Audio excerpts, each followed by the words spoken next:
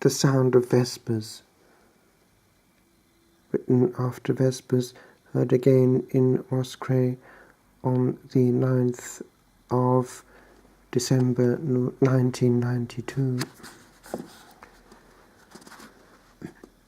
We do refuse at times a precious thing, with eyes askance and looking far away at what may never come. And blessings cling not long unto the heart that will not stay and wait their gentle coming. We are one when we are all in wanting,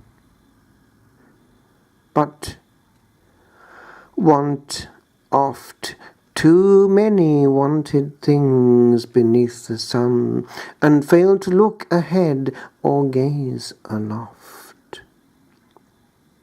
To think this beauty was within my grasp, and waited but a nod of heart and will, that this small hand ne'er again shall clasp the cowl that wraps the soul in whiteness still.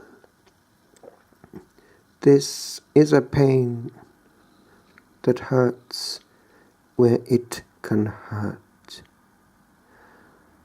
for 'twas lost in an hour, scarce all alert.